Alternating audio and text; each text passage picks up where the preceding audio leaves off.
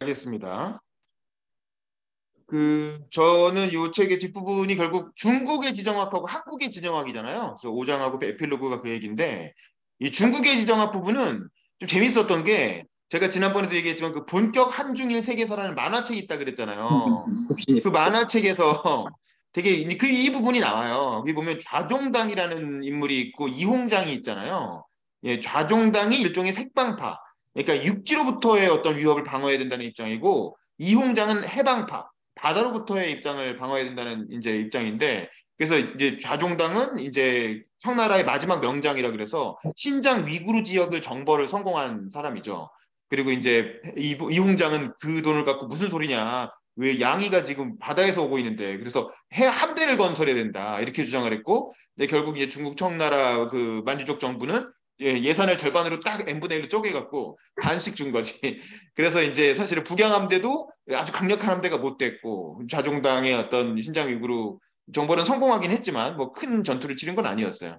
근데 이제 결국에는 이홍장이 만들어 놓은 북양함대를 더 내실화하기 전에 그 서태후가 그 이렇게 궁전 공사를 자기 생일 파티 공사를 하는 바람에 이제 거기에 돈을 쓰느라 북양함대가 제대로 내실화되지 못한 상태에서 청일 전쟁을 맞았고 결국에는 이제 그 몰락하게 되는 거죠. 청나라 패망의 결정적인 계기가 됐던 그 부분이 이제 만화에도 나오는데 이 책에도 나와서 되게 재밌게 봤고 그 둘의 캐릭터가 되게 재밌거든요.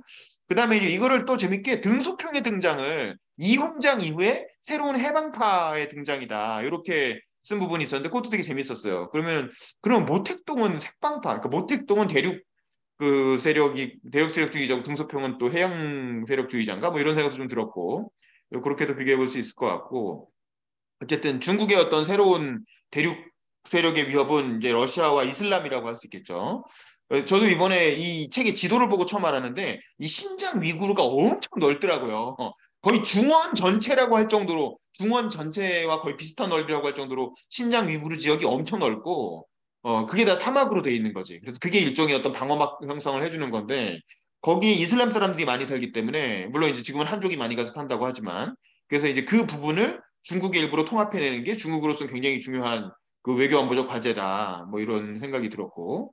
그럼 우리는 어떠냐? 이게 뒷부분은 사실 에필로그 부분은 우리가 다 아는 그냥 한국 역사죠. 우리가 다 아는 한국 역사를 그냥 지정학이라는 그 테마를 가지고 다시 한번 쭉 이렇게 쓴 거고. 그래서 이 저자의 무슨 특별한 생각이 있나 하고 끝까지 봤는데 뭐 특별한 건 없죠. 그냥 이제 지정학적 현실을 인정해야 된다 이러고 끝나고 그러니까 아씨 기껏 읽었더니 이 내용이야 결국 이거면서 좀 그게 이제 허탈한 거지. 이제 그런 면에서 좀 아쉽지만 뭐 저도 기자지만 사실 기자들이 쓰는 책이 좀 그렇습니다. 저희가 뭐 그렇게 뚜렷한 게 있으면 우리가 학자를 하거나 오늘 정치인을 왜 이렇게 하지 작게 가시는 분이 기자를 하고 있겠어요. 그래서 좀 이해를 좀 해주시고.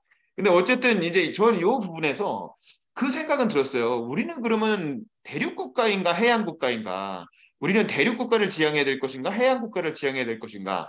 그 고민을 좀 해볼 필요는 있겠다. 이제 과거에 이제 민주당은 기본적으로 김대중 대통령의 그 시베리아 횡단철도 노선이 있잖아요. 그래서 이제 북한을 엮어서 시베리아로 해가지고 유럽까지.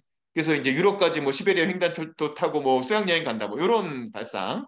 그 이제 옛날에 그 손기정옹이 이제 그 올림픽 갈 때 철도 타고 갔다 뭐 이런 얘기하면서 일종의 대륙 세력에 편입되고자 하는 그런 로망이 있는 거지. 과거에 민주당의 외교안보 노선은 기본적으로 대륙국가 노선이라고 할 수 있어요. 대륙국가를 통일을 통해서 대륙으로 연결짓는 노선. 근데 그에 반해서 사실 박정희 정부 이후에 어떤 보수 정당의 노선은 해양국가 노선이라고 볼 수 있어요. 왜냐하면 이제 수출 주도형 산업화를 통해서 적극적으로 바다랑 연결시키는 전략이죠. 그게 이제 부산과 서울을 중심으로 한 경부 축의 어떤 경제 성장 전략이라고 할 수 있겠죠. 그래서 부산을 메카로 해가지고 서울에서 만든 제품을 부산으로 고속도로를 실어 날아서 부산을 통해 바다로 해가지고 미국과 일본으로 혹은 유럽으로 수출하는 그런 해양국가 노선을 채택했던 거고 그럼 결과적으로는 뭐가 맞냐? 사실 탈냉전 이후에 그 노태우 정부의 북방 정책으로 통해서 남북 관계가 좀 풀리고 그 이렇게 중국 소련과의 관계가 풀리면서 대륙 국가 노선이 이제 한동안 트렌드가 돼서 많이 이렇게 화제가 됐지만 결국 지금에 와서 보면 이제 우크라이나 전쟁 터지고 북한이 핵 개발하고 이러면서 대륙 부분이 다시 막혀버렸고 다시 섬이 된 거죠.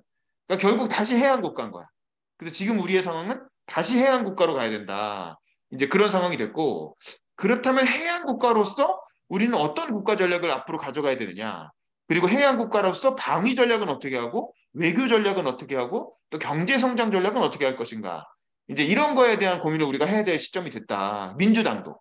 민주당도 이제 더 이상 시베리아 횡단철도 같은 그런 이제 이렇게 그 기대를 좀 접고 해양 국가 전략에 적극적으로 편승해서 이제 그걸 통해서 이제 민주당 나름의 국가 발전 전략을 이제 세울 필요가 있겠다. 뭐 그런 생각이 들었고 이와 관련해서 우리가 다음 달에 알프레드 마한 강의를 듣기로 했잖아요. 그 김동규 전 해군사관학교 교수님 모시고 이제 알프레드 마한의 해양력 강의를 듣는데 그분이 적극적으로 해양 국가 노선을 얘기하시는 분이에요.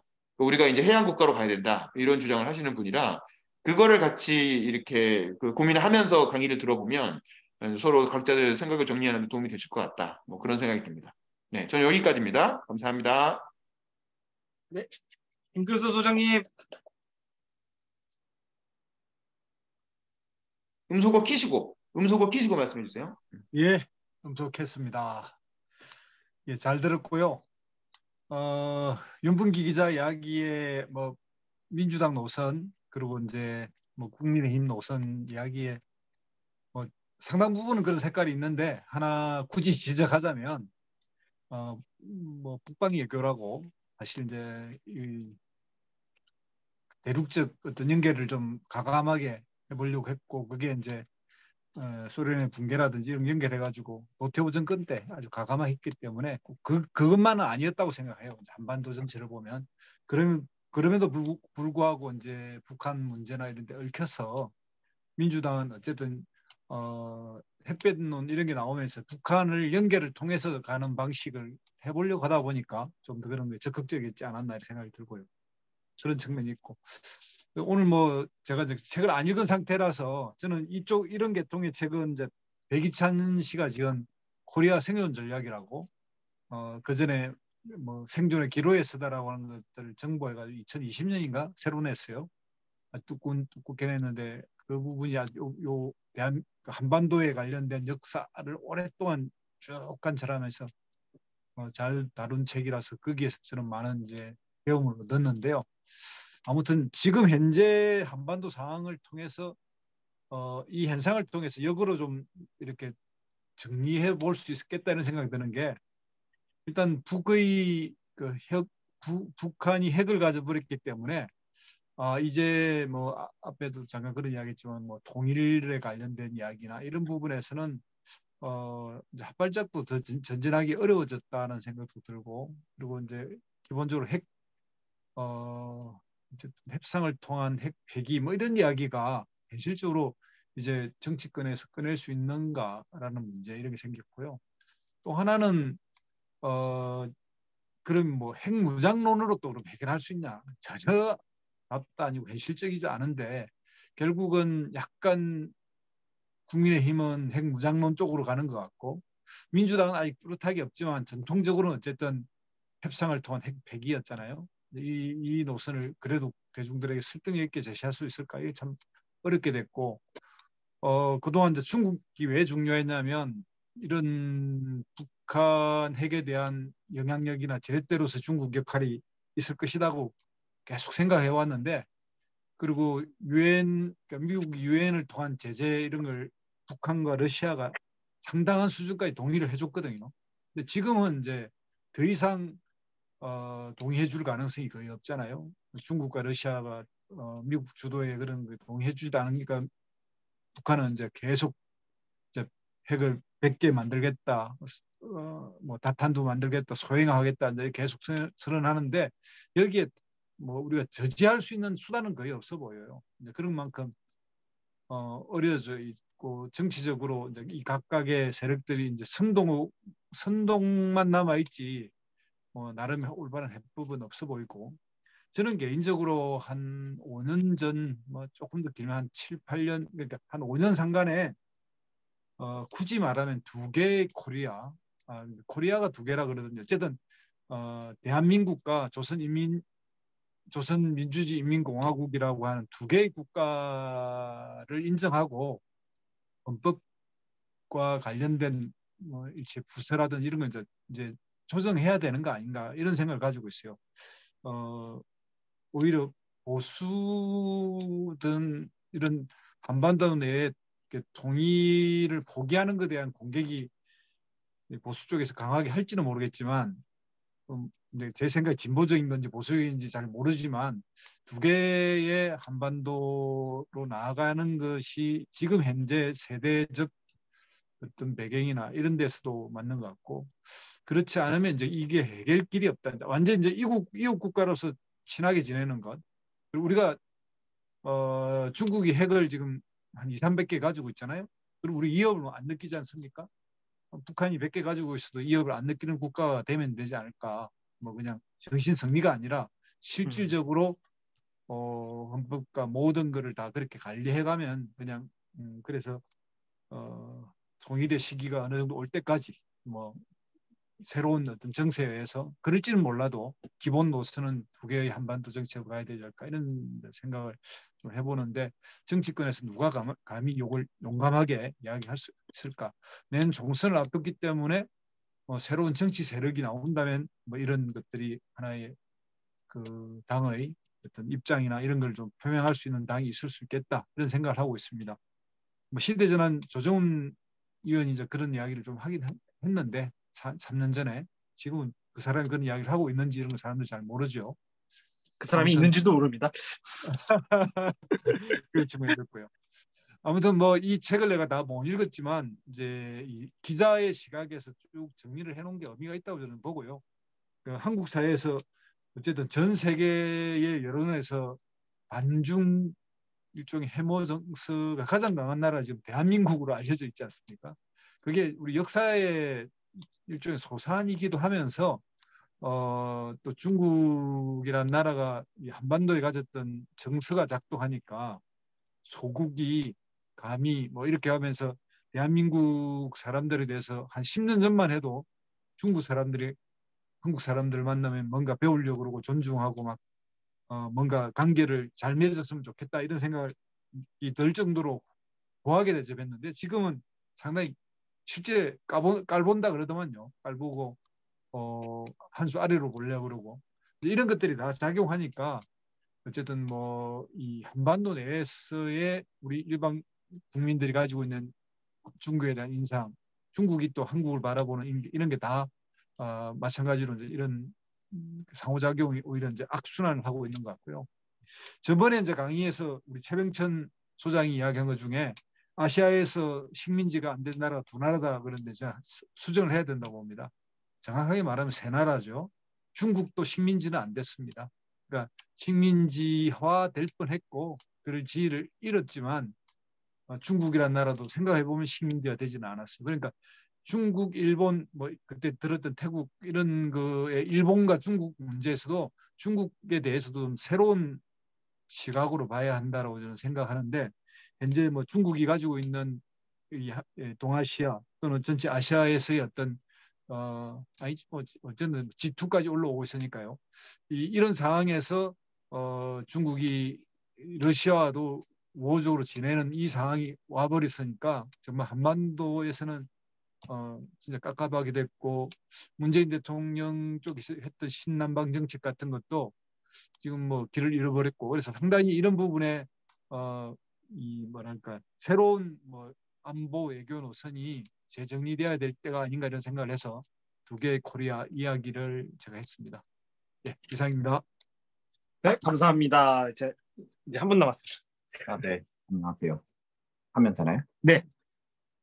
제가 책을 뭐 다는 못 보고 한 반 조금 넘게 본 것 같은데요. 저는 엄청 재밌게 봤고, 그리고 일종의 지정학의 관점에서 본 세계사.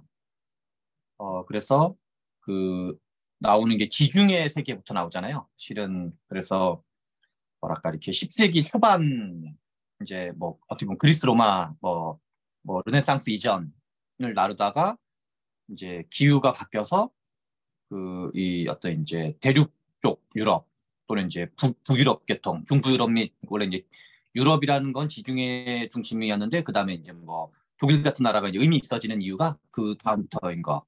그리고 이제 뭐 이제 그 러시아와 영국의 그레이트 게임, 그 다음에 이제 프랑스, 독일, 영국, 러시아 각각의 지정학적인 어떤 그 이제 어떤 플러스 마이너스 요인들, 지정학적인 딜레마, 그리고 실은 1차 세계대전, 2차 세계대전을 되게 꼼꼼하게 다루고, 그리고 여기는 이제 기자분이어서 그런지 이제 저는 우리가 이제 어떤 A라는 사건이 왜 생겼지?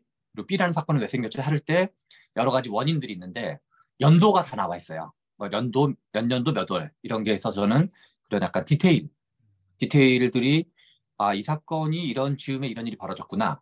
뭐 그런 게 저는 되게 이제 큰 도움이 됐고 되게 그리고 제가 이 좋은 불평등이라는 책이 370페이지짜리 책이고 원고지로 1060몇짜리 책이었는데 그거 쓰는데 5년 걸렸거든요. 저는 이거 제가 보기엔 최소 2년 이상이 이제 그 뭐랄까 이렇게 물론 이제 틈틈이 기자 생활 하시면서 했겠지만 저는 관점이 있냐 없냐에 무슨 지정하게 관점이 있을 리가 어떻게 있어요? 그거는 정치 세력이 알아서 하는 일이고 대충 이런 어떤 역사가 있었다 정도를 알려주는 것만으로도 그리고 그거를 좀 큰 틀에서 이 정도 책을 쓰려면 원래 이제 제가 한번 책을 써서 그런 생각이 더 들 수도 있는데 그러니까 디테일을 다 알아야 되는 거거든요. 그러니까 독일사를 다 알아야 되고 유럽사를 다 알아야 되고 유럽의 그다음에 지리에 대한 개념이 다 있어야 되고 어디는 뭐 언덕이 높다, 뭐 어디는 뭐 고도가 높아가지고 뭐 이런 거는 그 한두 권에 안 나와 있어요. 그래서 제가 보기 최소 아무튼 100권 이상에서 뭐 한 500권 이상을 그 봐야지 쓸 수 있는 거여가지고 그래서 참고문은 좀 길었던 것 같아요. 네, 그래서 저는 그냥 이 자체가 그래서 지정학의 관점에서 본 세계사라는 책은 별로 없거든요. 그런 책은 그냥 우리가 세계사는 여러 가지 그냥 사건들을 막 나열하는 게 있는데 이런 식으로 지정학의 관점에서 세계사를 쓴 책 자체가 이 책보다 더 뛰어난 책이 얼마나 있는지 잘 모르겠어요. 일단 제가 뭐 아주 많이 알지는 않기 때문에 저는 이제 엄청 감탄하면서 많이 봤고 또 사이사이에 그래서 다 보게 되면 꼭 한번 이제 좀 정리정돈하는 글을 써보고 싶은 생각이 들었고 예를 들어서 미국사 같은 경우도 예를 들어서 연도가 되게 잘 나와 있어요. 그래서 제가 이제 외웠던 몇 가지 중에서 이제 일단 책에 좀 총평을 하는 건데 이제 제가 마르크스 관련된 거는 어지간한 건 거의 다 외우는데 마르크스가 그 공산당 선언을 쓴 게 1848년이고 그다음에 그 자본론 출간된 게 1897년이었거든요. 근데 이게 보니까 미국사는 비슷하더라고요. 그 멕시코랑 협정을 맺어서 그 하기 1848년이고 그래서 이제 약간 그게 이제 약간 태평양으로 가는 거에 교두보 1848년이랑 1846년이랑 이게 이제 거의 이제 미국이 만들어지는 한 100년 가까이 걸리는데 그런 과정 그다음에 이제 알래스카를 매입한 게 자본론 일본이 수간된 해랑 같은 해구나. 그래서 그리고 나중에 이제 그 영일 동맹을 맺는 게 1902년이고 그다음에 이제 러일 전쟁이 1904년 5년에 있는데 그 가스라티프스 조약이 1904년인가 그래요. 근데 그게 왜 1904년이냐면 그때쯤에 미국의 대륙이 다 완성이 돼요. 그래서 멀로 선언도 그때쯤에 나오는 거야.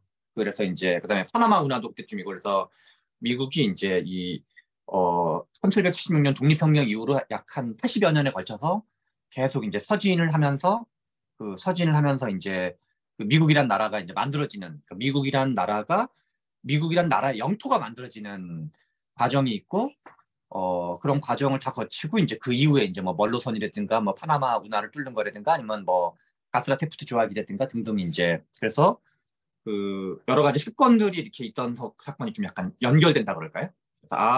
그래서 가스라테프트가 이때쯤에 있었고 뭐 등등등 그런 거를 좀 이제 한편으로는 그 큰 흐름으로 그래서 실은 저는 이제 정유길 기자님이 그 가끔 이제 약간 한겨레 신문을 한면 통으로 쓸 때가 있거든요. 근데 인도의 역사, 그다음에 이제 인도 그 지금 그 모디 총리와 뭐 옛날에 이제 그 원래 기존 국민회의 뭐 이런 식으로 아무튼 뭔가 한번 뭐 아랍이 됐건 이슬람이 됐건 중동이 됐건 뭐 아니면 그다음에 예전에 한 작년 연초 우크라이나 전에 작년 연초나 그 2021년 연말에 나왔던 것 중에 뭐가 있었냐면 러시아, 중국, 미국 삼국지론으로 얘기한 적이 있어요. 두 나라가 연합을 해야지만 이제 되는데 전선을 너무 넓히고 있다. 뭐 이런 것도 있는데 그 판단이 맞았을 수도 있고 틀릴 수도 있는데 그런 류의 어떤 그 분석 툴을 갖는 것 자체가 저는 일단 좀 의미가 있다 생각이 들거든요. 왜냐하면 그러니까 닉슨 독트린 이후로 닉슨의 중국 방문 이후로 그게 실제로 소련의 붕괴에 큰 영향을 미친 거였거든요. 그래서 아무튼 그래서 이제 저는 이 정도의 어떤 그러니까 우리가 책이라는 게 관점을 제공하는 책이 있을 수도 있지만 관점 제공 이전에 지식과 정보를 제공하는 거를 잘 정돈된 것 자체가 저는 그 자체가 엄청 위대한 일이고 아마 그 제가 보기에는 아마 여기 아까 말한 어떤 디테일들 그리고 디테일에 시계열사를 잘 정리해놨거든요. 그 연도까지 심지어는 우리나라가 왜 분단됐는가를 할 때 저가 이제 원래 가지고 있던 여러 가지 지식 중에 하나는 그러니까 그 독일이 며칠 언제 패망했는지 혹시 아세요? 여기 딱 보면 그 날짜까지 다 나와 있어요. 45년 5월 5월 8일이에요. 그러니까 5월 7일 날 하고 이제 협정이 발효되는 게 그래서 심지어는 그 날짜별로 나와 있어요. 5월 7일 날 최종 그러니까 무조건 항복 그 앞에 해지고 그 무조건 하고 5월 7일 날 되고 그게 발효된 건 5월 8일다 이렇게 표현돼 있어요. 그래서 그냥 한 4-5개 날짜가 다른 것도 다 표기가 돼 있어요. 근데 5월 8일 날 됐기 때문에 일본이 이제 아시아로 다시 들어오고 일본 그 소련이 남하한다 그러니까 미국이 빨리 핵을 쏜 거고 그러니까 일본이 항복을 한 거고 그리고 분단된 거고 이런 거꾸로 일본이 먼저 항복했으면 그러니까 일본은 8월 15일이었잖아요. 그 이제 8월 그 히로시마가 8월 6일이었고 나가사키가 8월 9일인가 그랬던 걸로 알고 그다음에 이제 그 소련이 내려온 게 만주로 내려온 게 8월 8일이더라고요. 딱 보니까 그런 날짜 하나하나가 다 나와 있는데 실은 그 뭐 이제 원래 기자분들이 특히 가진 그런 이제 디테일들이 그 팩트 체크이기도 한데 실제로는 세계사가 우리나라 운명이 바뀌는 건 그 날짜 순서가 전 되게 중요하다 생각하거든요. 거꾸로 만약에 일본이 먼저 패망하고 독일이 나중에 패망했으면 반대됐을 수도 있어요. 그 우리가 분단이 안 됐을 수도 있는 거죠. 경우에 따라서. 아무튼 그런 거를 그 하나하나를 팩트 체크해가지고 쓰는 것 자체가 그리고 그 시기열들이 다 되게 잘 정리되어 있는 거. 그런 책은 제가 보기에는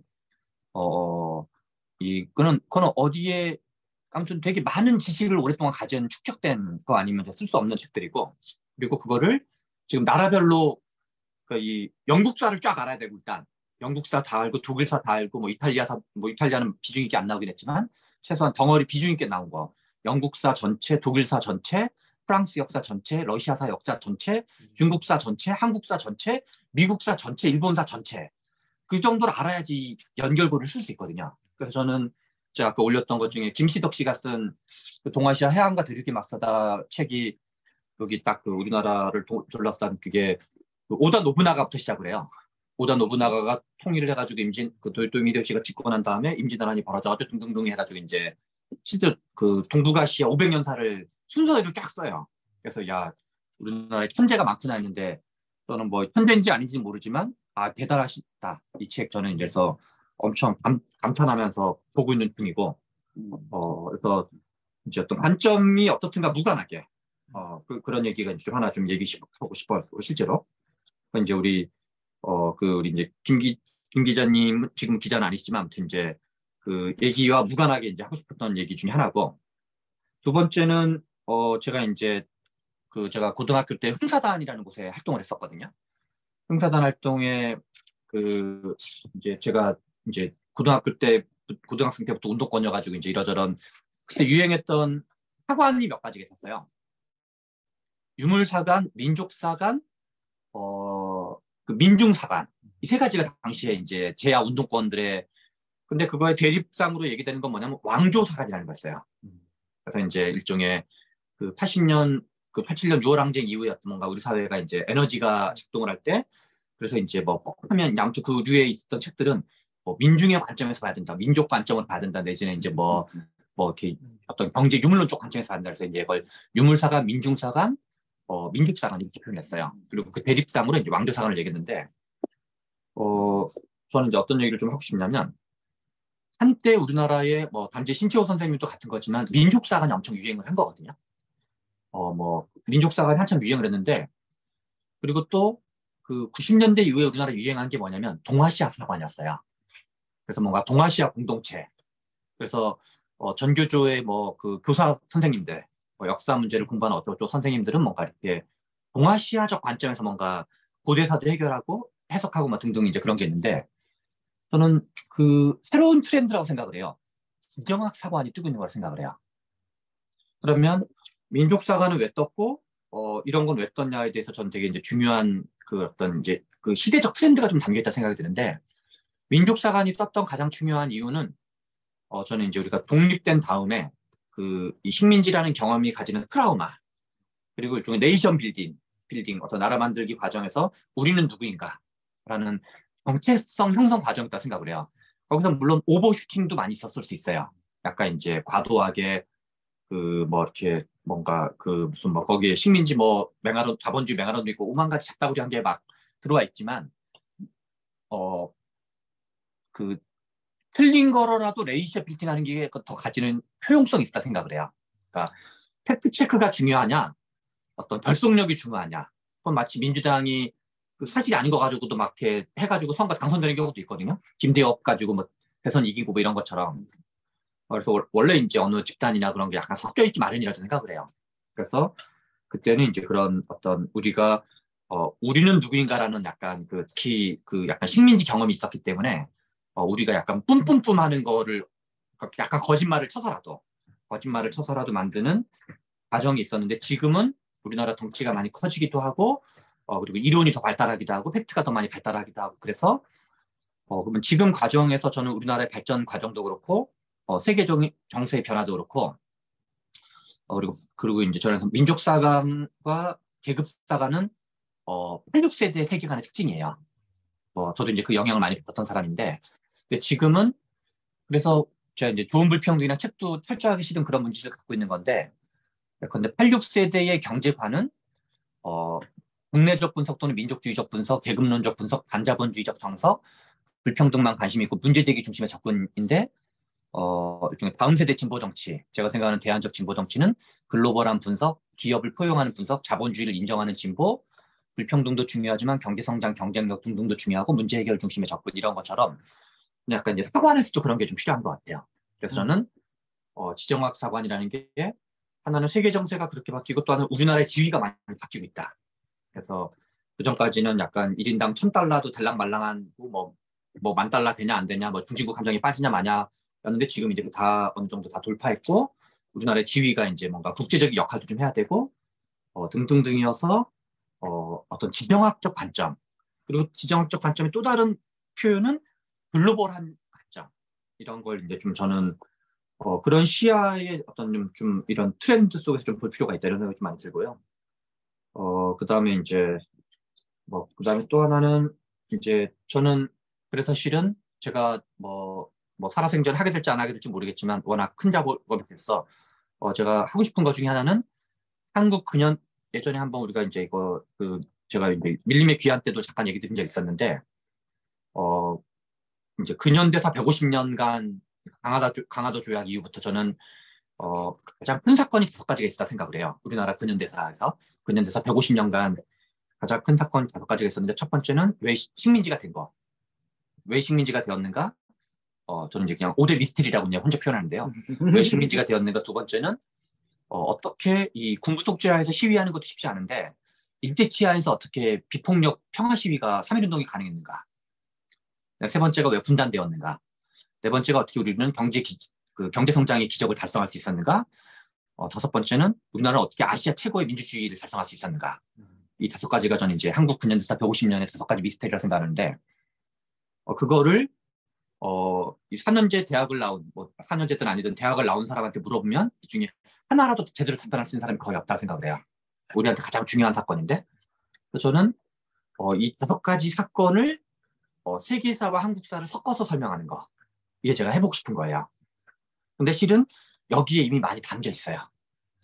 제가 꼭 해보고 싶은 게 그건데, 정익일 기자님 책에는 이제 약간 다른 나라 사례를 언급하면서 담겨 있거나, 이제 그래서 예컨대 아마 여러분도 저는 비슷할 거 생각하는데, 우리나라가 식민지가 된 거를 영국과 러시아의 그레이트 게임 때문이라는 건 아마 아무도 아는 사람이 별로 없을 거예요, 제가 보기에는. 우리나라 국민들 중에. 근데 저는 최근 몇 년간 그레이트 게임이라는 단어도 처음 들었고, 최근 몇 년간 이 책 이전에. 그래서 심지어는 만약에 그때 물론 이제 국력이 많이 쇠하고 또 이제 고종이 이상한 짓거리 많이 하고 민비도 이상한 짓거리 많이 했지만 아관 파천을 하지 않았다라면, 그리고 뭔가 이렇게 영국과 미국과 새로 떠오르는 세계의 가장 강력한 해양 패권 해양 세력 국가였던 영국과 미국한테 고종 세력이 뭔가 이렇게 자울랄라를 잘해가지고 나는 너네 편이야 라고 쭉 달라붙어서 했다라면 식민지가 안 됐을 수도 있는 거예요. 그래서 그건 이제 물론 뭐 단정할 수는 없지만, 그래서 저는 우리가 그동안 실은 우리가 식민지가 되는 과정도 지금 우리나라 국민들의 일반적인 인식은 저는 뭐라고 생각하냐면 일본 민족이 조선 민족을 먹은 거다라고 우리는 이해하고 있는 거거든요. 근데 여기도 잠깐 오늘 거에도 나왔지만 이 영일동맹이라는 게 있었다는 걸 아는 사람들도 뭐 제가 과문해서 그럴 수도 있겠지만 영일동맹, 그다음에 이제 미일동맹, 그다음에 이제 뭐 등등 이런 어떤 이제 국제 역관계, 그다음에 아예 어떤 사람은 청일전쟁과 러일전쟁을 1차 조선반도 전쟁, 2차 조선반도 전쟁에 아예 표현을 하거든요. 왜냐하면 이제 조선 패권을 둘러싼 전쟁이 그 두 가지 전쟁의 본질이었기 때문에. 아무튼 그런 식으로 근현대사 전체를 약간 좀 이제 어떤 국제 정치학 쪽 관점에서 좀 재구성할 필요가 있지 않나 뭐 이런 생각이 많이 들고. 그런 관점에서 보면은 아까 전에 HS9 얘기도 잠깐 나왔지만 참고로 HS9은 의회랑 국무부가 입장이 달랐던 걸로 제가 알고 있어요. 그건 이제 뭐 설명 안 해도 아실 것 같고.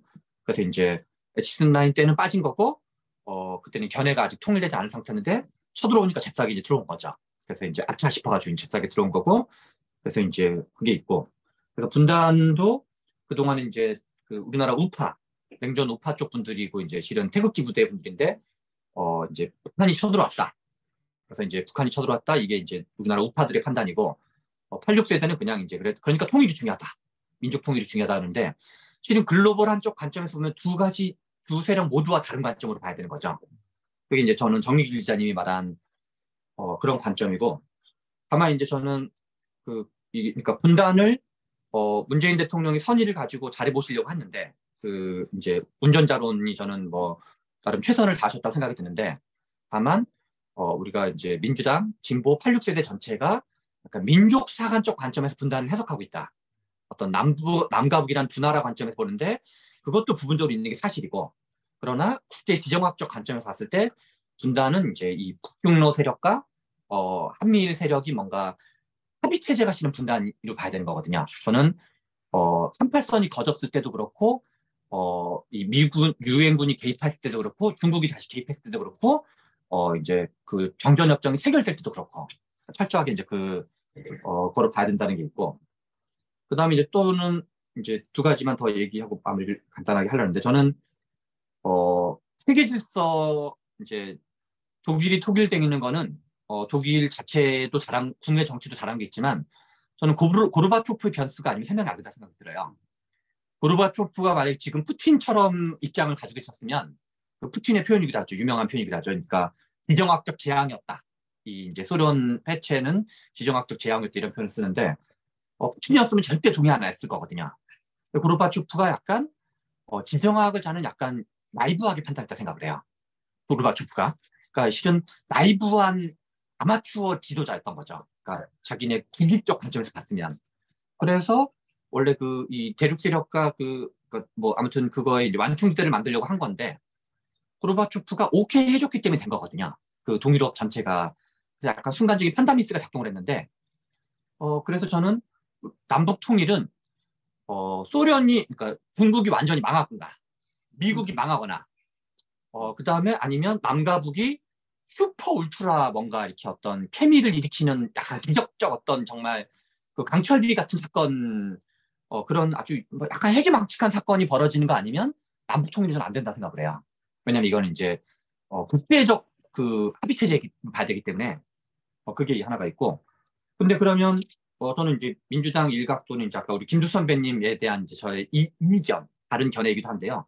진보 쪽 일간에서 분단 체제를 인정한다는 말을 얘기하면서 어떤 주장이 있냐면 헌법 개정을 아예 못 박자. 그래서 이제 지금 헌법은 아시다시피 영토 조항에서 이제 북한 전체까지 하는데, 만약에 헌법을 바꾼다고 쳐요. 그러면 분단 체제를 인정하냐? 그럼 평화 국가가 될까?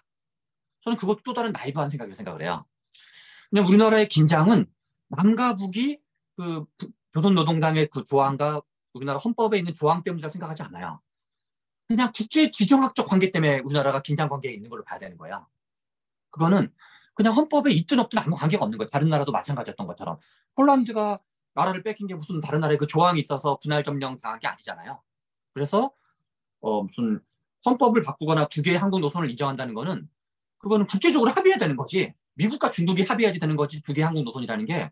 그냥 남쪽의 진보 세력이 우리 두 개의 한국 노선을 인정하기로 한다 해서 되는 거는 아니라는 거죠.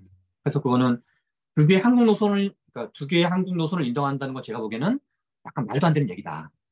그거는 말도 안 되는 얘기고, 그리고 힘 관계가 변하면 우리의 의지와 무관하게 변하는 게 그냥.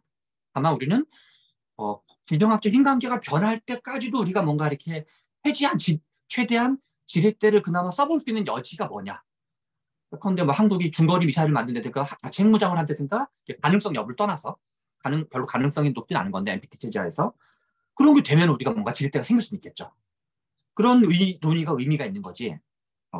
그래서 저는 그리고 분단 체제를 인정한다는 거는 그걸 제도적으로 인정한다는 게 아니라 역관계를 인정한다는 거거든요. 그래서 나이브하게 민족적 사안으로 접근하지 않는 거죠. 이게 국제정치적 관점에서 한국의 분단 문제를 봐야 된다는 거. 실은 그거를 제가 보기엔 한국의 86세대와 민주당과 진보는 민족주의적 관점에서 생각하는데 북한 자신은 1도 그렇지 않아요. 북한은 어떨 때는 미국이랑 직접 교섭을 하고 어떨 때는 남한 정부를 약간 지렛대로 활용했고 어떨 때는 중국이랑 사이좋게 지내고 그래서 실은 우리 평창올림픽 때도 그런 거잖아요. 남쪽 민주당 문재인 정부를 자극해가지고 평창 분위기를 조성해서 미국과 대화를 하니까 시진핑은 집권한 이후로 김정은과 정상회담을 한 적이 한 번도 없거든요. 근데 남한과 미국 덕택에 중국이 김정은과 정상회담 3번인가 4번을 했거든요. 근데 저는 그거를 북한이 알고 있다고 생각을 해요. 그래서 남쪽을 그러니까 우리 뭐 이렇게 성동 격서 비슷한 것처럼 남쪽을 쳐서 미국을 움직여서 중국을 땡긴다. 를 저는 북한은 다 알고 있다 생각을 해요. 그리고 북한은 그래서 2019년, 2018년 평창 올림픽 있을 때 김정은 신년사를 보면은 이 평창 올림픽을 엄청 띄워주는 발언을 해요. 중국 조선노동당 몇 주년이고 조선노동당이 1848년도에 만들었으니까 이 민족적 경사가 2개 있는 해다 올해가. 하나가 조선노동당 50주년이가 그렇고 평창 올림픽이 있는 해라고 아예 김정은 얘기를 해요. 근데 민족적 경사가 2가지 있는 해다. 그거를 보고 오시는 문재인 대통령이 그때 이제 특사를 제공했던 거거든요. 근데 그 평창 올림픽 엄청나게 평창 올림픽을 띄워주는 발언을 김정은이 할 때 그 전에 2가지 작업을 해요. 그게 김정남을 죽인 거랑 장성택을 죽인 건데 저는 그 2개의 공통점이 친중 세력이다 생각을 해요.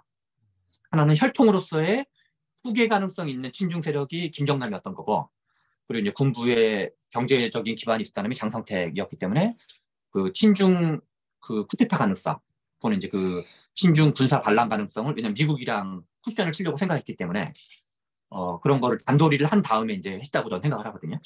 그래서 아무튼 북한은 오히려 이제 국제주의적 관점에서 어떨 땐 남한을 활용해 먹고 어떨 때는 미국과 하고 이제 어떨 때는 뭐 중국이랑 하고 뭐 등등 한다. 그리고 저는 세계 질서 관계에서 한국 남북 관계 및 한반도 질서를 이해하는 게 되게 중요하다고 생각을 하는데 제 책의 맨 마지막에 좋은 불평도 마지막에 나와 있지만 저는 세계 질서는 그러니까 2차 세계대전 이후에 총 3개가 있었다 생각을 해요. 냉전기, 탈냉전기, 신냉전기 지금 떠오르고 있는 그냥 편의상 이렇게 표현할게요. 뭐 신냉전이나 아니냐는 뭐 여러 가지 표현의 차이가 있긴 하지만 그래서 저는 그 연장으로 노태우의 북방외교와 그리고 통일부라는 부처를 만든 건 김영삼 대통령이거든요. 그래서 노태우의 북방외교와 김영삼의 통일부라는 신설 그리고 초대 통일부 장관이 한한상 씨였어요. 한한상 씨였고 김대중 정부와 노무현 정부의 육자회담이 한반도 평화정책은 저는 4개 정부의 정책은 같은 정책이다 생각을 해요. 그러니까 보수정부 정책과 진보정부 정책이 다른 정책이었던 게 아니라 이 4개 정부 정책은 일련의 같은 흐름으로 볼 수 있고 다만 이명박의 오이사 조치 금강산 관광을 중단하는 오이사 천안함 사건 이후랑 그다음에 박근혜 이제 개성공단 중단 요거는 다른 정책이다 생각을 해요. 그래서 이 4개 정부는 같은 정책이었고 이 2개 정부는 약간 다른 정책이었는데 4개 정부의 공통점은 같은 정책인 건 근데 여기서 제일 중요한 건 이게 실은 탈냉전기였다는 거예요. 그래서 박철원, 노태우 그다음에 또 하나가 우리 통일부 장관 하셨던 누구 있죠? 이홍구.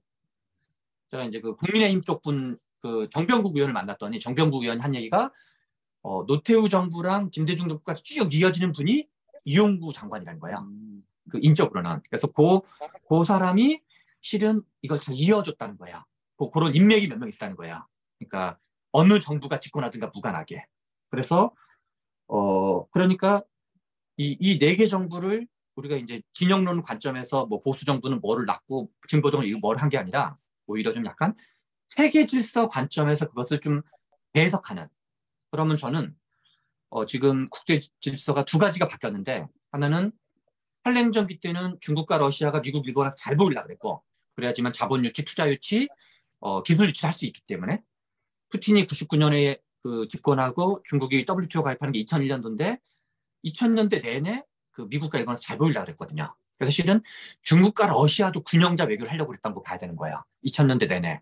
그러니까 실은 중국, 러시아, 한국, 일본 네 나라가 균형자 외교를 하려고 그랬다 봐야 되는 거죠. 그래서 미국과 북한 사이에 브릿지 역할을 하려고 했던 거죠.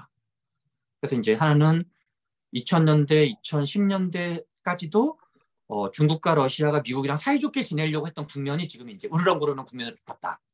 이게 하나의 국면 변화고 두 번째는 북한 핵 개발 초창기와 완성기라는 게 완전 질적으로 다른 국면이다.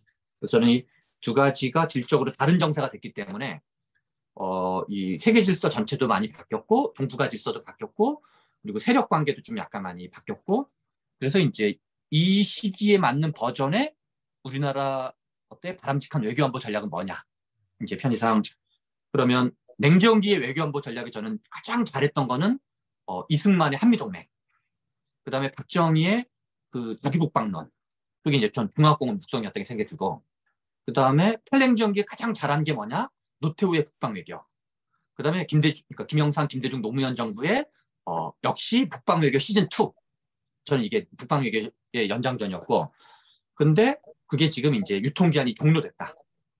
그래서 물론 반중으로 가야 된다는 얘기랑 좀 다른 거예요. 어차피 왜냐하면 중국 경제 비중이 워낙 크고 이제 우리나라는 그 우리 지만수 박사님이 강조하지만 동북아 본업 네트워크 하나 있거든요. 그래서 이거를 한 방에 탈중국이 불가능해요. 디커플링도 불가능하고. 그래서 그 연착륙을 잘해야 되고 같은 이런 게 현실적이기 때문에 그래서 그러면 그리고 이제 마지막 요 얘기만 하고 끝내겠는데 냉전기에서 우리나라에서 가장 중요했던 나라는 저는 미국과 일본이었다 생각을 해요. 외교 관점에서 냉전기에 그리고 탈냉전기에 우리나라 제일 중요했던 거는 북중로였다고 생각을 해요. 그리고 또는 공산권.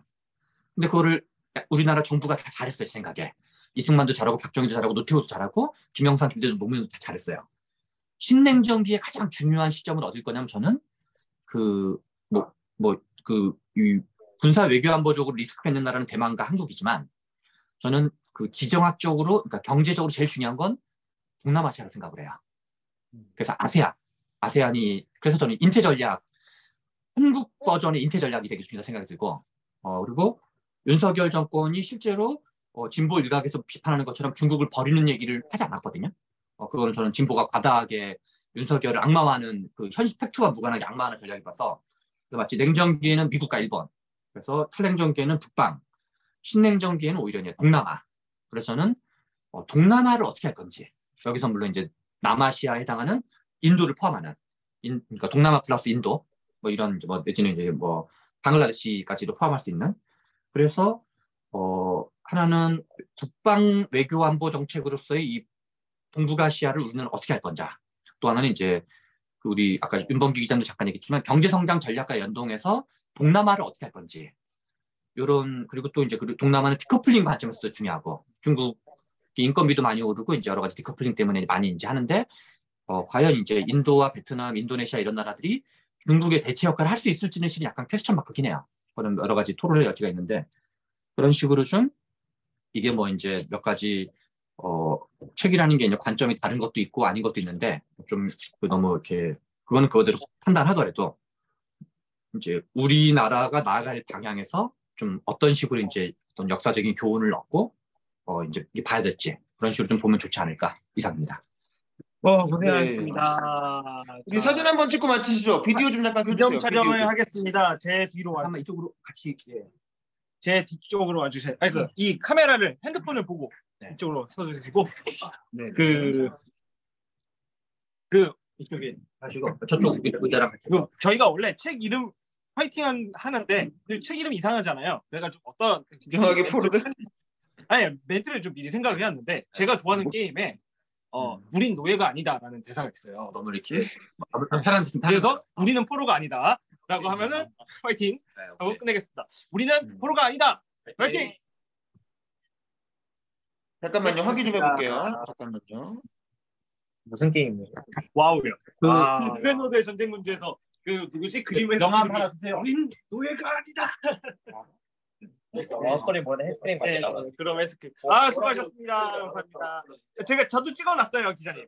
네, 알겠습니다. 수고하셨습니다. 네, 다음에 뵙겠습니다. 고맙습니다. 네. 네, 오늘 고생하셨습니다. 저랑 한참 같이 랩 활동하다 네, 박사님 수고했어요. 수고하셨습니다.